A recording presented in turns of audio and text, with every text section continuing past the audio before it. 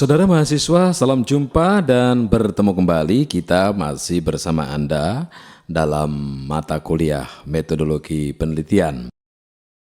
Dan tentunya pada pertemuan kali ini kita akan membahas tentang bagaimana cara kita mengidentifikasi dan merumuskan masalah penelitian. Harapan saya bahwa setelah kita bisa belajar dalam konteks menggunakan video ini, kita bisa mengidentifikasi masalah-masalah penelitian pendidikan, baik yang secara umum maupun secara khusus. Kita pula diharapkan mampu mendeskripsikan masalah-masalah penelitian pendidikan dengan ungkapan dan pemikiran kita sendiri, serta harapan saya juga bahwa kita mampu untuk mempelajari karakteristik masalah-masalah penelitian.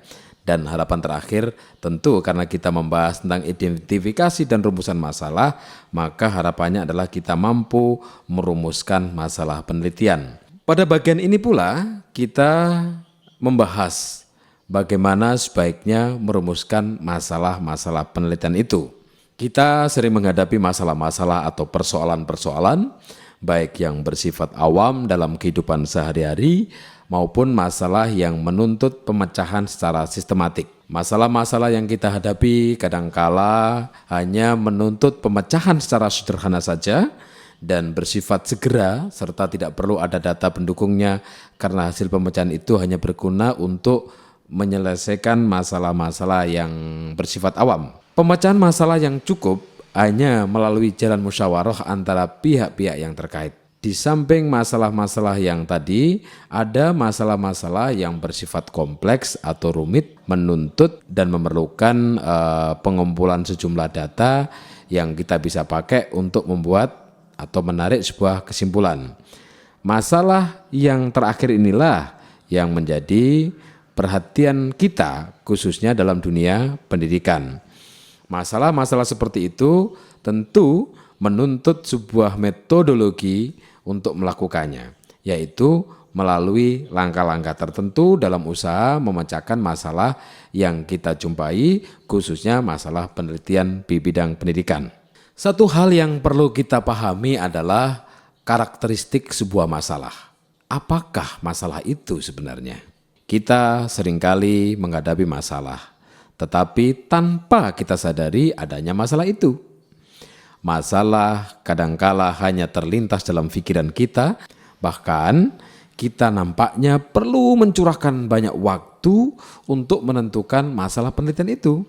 Karena proses menemukan suatu masalah dalam penelitian merupakan bagian dari langkah yang sangat penting dalam pengembangan penelitian kita. Sahabat mahasiswa, secara umum suatu masalah didefinisikan sebagai keadaan atau kesenjangan antara harapan dan kenyataan.